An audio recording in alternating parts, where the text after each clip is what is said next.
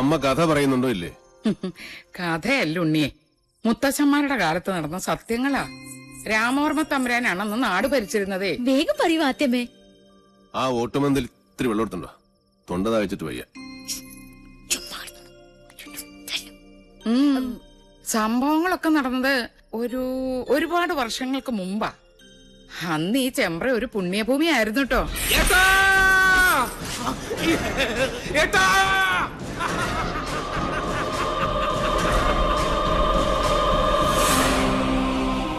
വേദവും മന്ത്രവും ഉരുക്കഴിക്കുന്ന പവിത്രഭൂമിയെ രണ്ടായി ഭാഗിച്ചൊഴുകുന്ന ചെമ്പ്രപ്പുഴ. പുഴയ്ക്കക്കരയും ഇക്കരയും രണ്ടില്ലങ്ങൾ. ഒന്ന് മണിയങ്കോട്ടില്ലവും മറ്റൊന്ന് നെല്ലൂർ മനയും. ശരിക്കു പറഞ്ഞാൽ അനേകം ശിഷ്യ പരമ്പരകളുള്ള രണ്ട് ഗുരുകുലങ്ങൾ. മണിയങ്കോട്ട് വലിയ നമ്പൂതിരിക്ക് മക്കൾ 6 5 ആണും 1 പെണ്ണും. പെൺകുട്ടിയുടെ പേര് സാവിത്രി. ഓ കണ്ടാലോ, അപ്സര കന്യക. അച്ഛനെ പോലെ തന്നെ ജ്ഞാനിയായിരുന്നു സാവിത്രി. അഞ്ജനം കൊണ്ട് കണ്ണെഴുതി, കുങ്കുമം കൊണ്ട് പൊട്ടുകുത്തി, കസ്തൂരി കളഭങ്ങൾ ചാർത്തി പല്ലക്കിൽ എഴുന്നള്ളുന്ന മണിയങ്കോട്ട് സാവിത്രി വിദ്യാദേവിയുടെ മനുഷ്യാവതാരമെന്ന് ചെമ്പ്രക്കാരെല്ലാം ഒരുപോലെ വിശ്വസിച്ചു. ഒരു നവരാത്രി കാലം മഹാരാജാവ് ചെമ്പ്രയിലേക്ക് എഴുന്നള്ളി. ഗുരുകുല അന്തേവാസികൾക്കുള്ള വേദപരീക്ഷയുടെ കാലായിരുന്നു അത്. എന്നിട്ട് പോകുന്നുണ്ടോ നീ? പറയാത്തമ്മേ, എനിക്ക് കേക്കണം. 2 ഗുരുകുലവും അപ്പുറവും ഇപ്പുറവും നിന്ന് ചോദ്യങ്ങൾ, തർക്കങ്ങൾ, ബുദ്ധിയുടെ മാറ്റൊരയ്ക്കൽ. മണിയങ്കോട്ട് ഗുരുകുല ഒരടി മുന്നിൽ. ആരാ അവിടുത്തെ നായിക? സാവിത്രി. തവ മാതാ പതിവ്രത. നിന്റെ അമ്മ പതിവ്രതയാണോ? അല്ല. സാവിത്രി, മാതാവിനെയാണ് നീ അപമാനിച്ചത്. ഞാൻ പറഞ്ഞതാണ് സത്യം. ഏതൊരു ബ്രാഹ്മണ സ്ത്രീയും വേലി കഴിഞ്ഞാൽ 4-ാം ദിവസമാണ് തന്റെ പുരുഷനെ പ്രാപിക്കുന്നത്, അല്ലേ? അതെ, അതിനെന്താ? ആദ്യ ദിവസം അവളെ ചന്ദ്രന് സമർപ്പിക്കുന്നതായി സങ്കല്പിക്കുന്നു. 2-ാം ദിവസം ഗന്ധർവന്, 3-ാം ദിവസം പ്രജാപതിയായ അഗ്നിക്ക്. അത് കഴിഞ്ഞ് 4-ാം ദിവസം മാത്രമേ താലി കെട്ടിയ മനുഷ്യന് അവളെ സ്പർശിക്കാൻ പോലും നിങ്ങൾ അനുവദിക്കൂ. അന്നല്ലേ സേകമുഹൂർത്തം. അതുകൊണ്ട് ഞാൻ പറയുന്നു, ഒരു ബ്രാഹ്മണ ഭാര്യയും പതിവ്രതയല്ല. ജ്ഞാനിയാണ് നീ. മണിയങ്കോടിന്റെ മാനം നീ കാത്തു. ഇവിടെ കൊണ്ട് മതിയാക്കാൻ നെല്ലൂരെ. വരട്ടെ, ഒരു ചോദ്യം കൂടി ബാക്കിയുണ്ട്. സാവിത്രിയെ പരാജയപ്പെടുത്തിയാൽ മണിയങ്കോട്ട് ഗുരുകുലം വീഴുന്ന് നെല്ലൂർ കാർന്നോര് നിരീക്ഷിച്ചു. പേരക്കുട്ടിയുടെ പ്രായമുള്ള ആ ജ്ഞാനദേവതയോട് കാർന്നോര് ചോദിക്കാൻ പാടില്ലാത്ത ഒരു ചോദ്യം അങ്ങോട്ട് ചോദിച്ചേ. പഞ്ചേന്ദ്രിയങ്ങളെ ത്രസിപ്പിക്കുന്ന രസങ്ങളിൽ ഏറ്റവും വലിയ രസം ഏത്? മണിയങ്കോട്ടി സാവിത്രി എന്തുത്തരാ പറഞ്ഞേ? പറഞ്ഞില്ലേ, ഉത്തരം കാർന്നോരുടെ മുമ്പിൽ ഓലയിൽ എഴുതി കാണിച്ചു സാവിത്രി. അതേമേ, സാവിത്രി എന്താ എഴുതിയത്?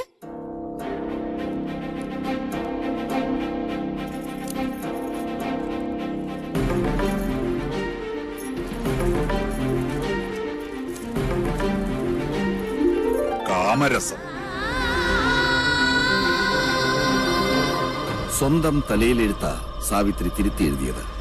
പുരുഷനെ അറിയാത്ത കന്യക കാമരസം എന്നെഴുതിയാലുള്ള സ്ഥിതി എന്താ? കന്യകയായി നിനക്കെങ്ങനെ അതറിയാൻ കഴിഞ്ഞു എന്നായി നെല്ലൂർ കാരണവർ. എല്ലാറ്റിനും സാക്ഷിയായ നാടുവാഴി സാവിത്രിക്ക് ജാതിഭ്രഷ്ട് കൽപ്പിച്ചു. ഒടുക്കം സ്വന്തം അച്ഛന് മകളെ പടിയടച്ച് കുണ്ടം വയ്ക്കേണ്ടി വന്നു.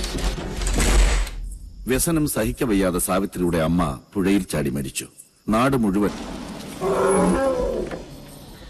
അറിഞ്ഞോ വിശേഷം? അവൻ തിരിച്ചു വരുന്നു. ആരാ കുട്ടിയെ? കുഞ്ഞുണ്ണി. ഒടുക്ക നെല്ലൂർമനെ വാങ്ങാൻ തന്നെ അവൻ തീരുമാനിച്ചു. എന്തു വിലക്ക്? ചുളുവിലക്ക്. എന്താ നിനക്ക് വേണോ? അവനെ ഇപ്രാവശ്യം സാവിത്രി തന്നെ കൊന്നോളും. നമ്മളതിന് ബന്ധപ്പെടണ്ട. വേണ്ട, പക്ഷേ അവനെ സാവിത്രിയുടെ വിട്ടുകൊടുക്കില്ല ഞാൻ. അവനെ എനിക്ക് തന്നെ വേണം. വാ, വന്ന് വണ്ടി കയറി, കുറച്ച് കാര്യങ്ങൾ തീരുമാനിക്കാനുണ്ട്.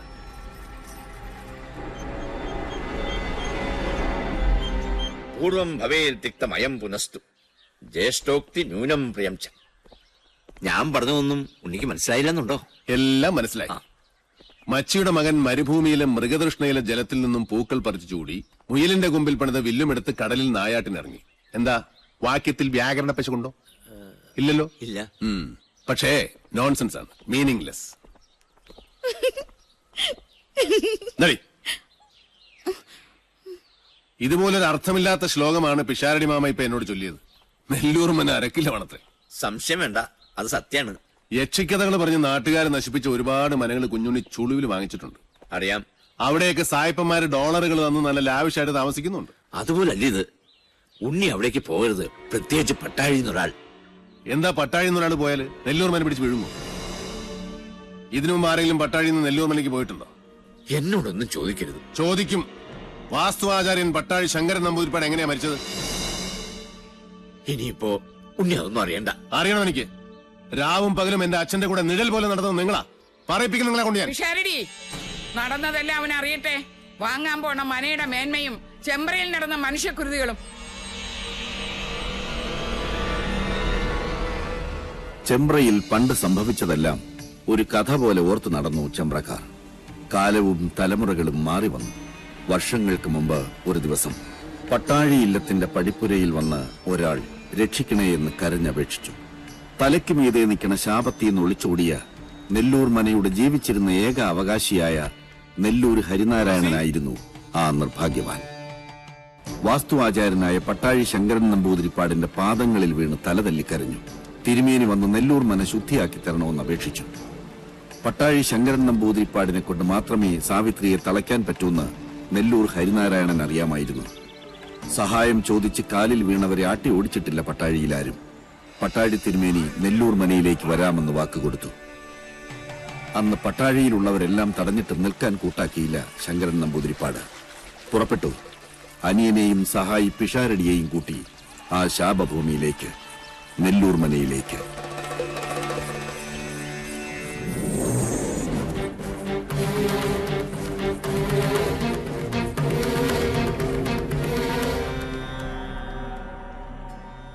ഓം വിശ്വകർമ്മണേ നമഃ.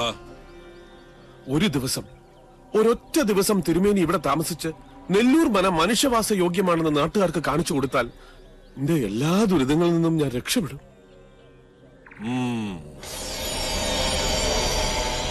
പേർഷ്യന്ന് വന്ന മഠത്തിൽ അബ്ദുള്ള മന വാങ്ങാന്ന് പറഞ്ഞിട്ടുണ്ട്. ആ പണം കൊണ്ട് ഞാൻ എന്റെ കടങ്ങളൊക്കെ വീട്ടും.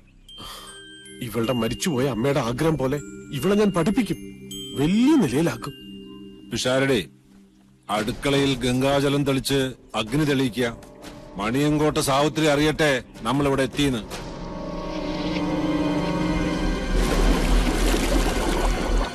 ജലയക്ഷിയുടെ ആവാസഭൂമി, പാതാളത്തിൽ നിന്നും പൊട്ടിപ്പുറപ്പെട്ട മഹാസിര. എവിടെയാ കുളം?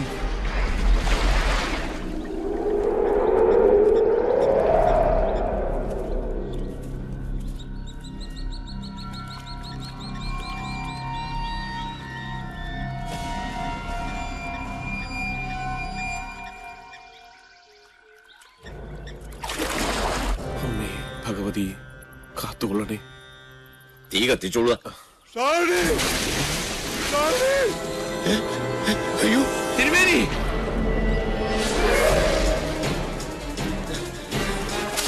തിരുമേനി! തിരുമേനി! തിരുമേനി! ഓ അയ്യോ തിരുമേനി! തിരുമേനി! അയ്യോ ചതിച്ചോ തിരുമേനി! തിരുമേനി!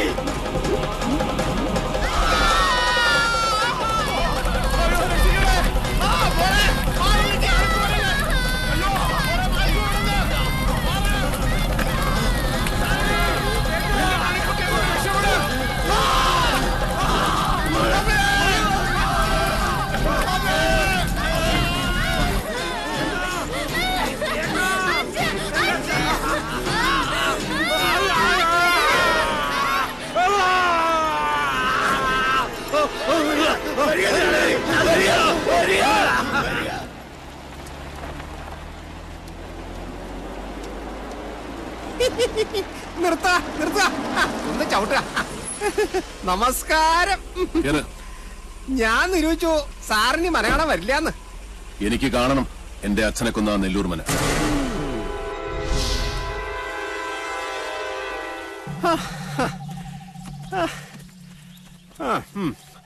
അംശം അംശയോട് ചേർന്ന പോലെ ഇത് സാറിന് വിധിച്ചാട്ടോ.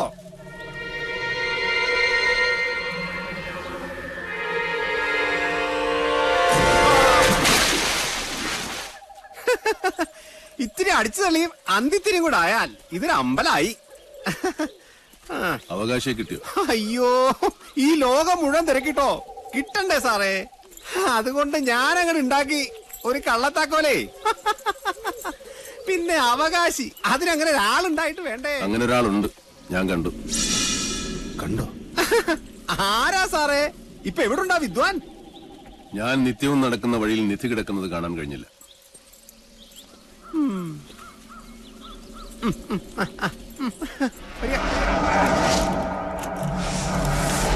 എവിടെയാ എന്റെ അച്ഛന്റെ ജീവനെടുത്ത ആ യക്ഷിക്കുളം? മണിയൻകോട്ട് സാവിത്രിയുടെ നീരാട്ടുപുര. അത് സാവിത്രി? അതൊക്കെ ഓരോ പഴംപുരാണങ്ങളാണേ, ആളുകളെ പറ്റിക്കാൻ ഓരോ പൂച്ചകള്. സാറ് വരിക.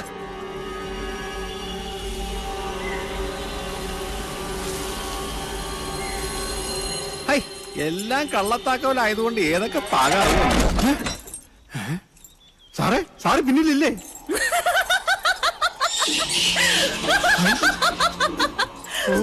അതിശേഷ, ഇതെന്തോ ആയ? കുഞ്ഞുണ്ണി സാറേ, സാറേ, ഹായ് കുഞ്ഞുണ്ണി സാറേ. സാർ ഇത് എവിടെ പോയി? സാറേ, സാറേ, ഹായ്, ഇതെവിടെ പോയി കിടക്കണു?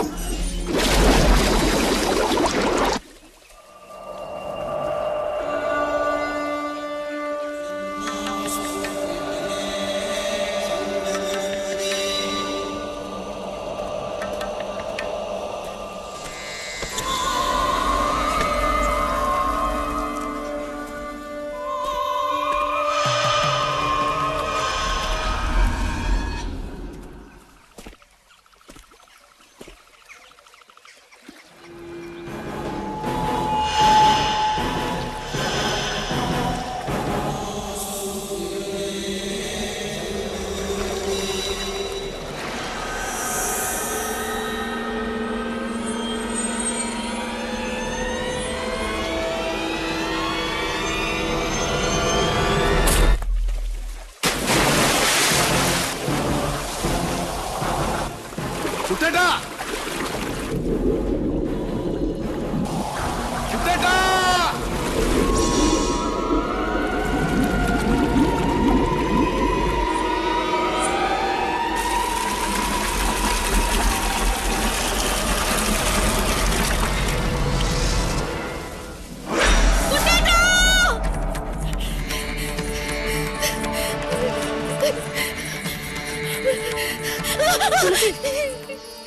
എന്താ?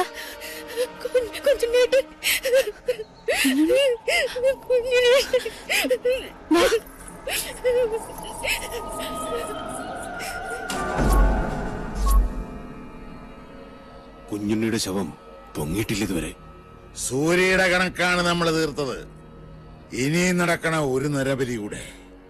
അത് സാവിത്രിക്ക് നമ്മൾ കൊടുക്കുന്ന നൈവേദ്യമായി. മതിയച്ച, ഇവിടെ നിർത്താം.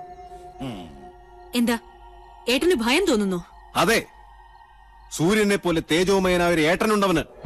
കുഞ്ഞുണ്ണി അല്ല മാധവൻ. അറിഞ്ഞു തൊട്ടാലും അറിയാതെ തൊട്ടാലും പൊള്ളും. ദ്രോണരാ. ആ, അവനും വരട്ടെ.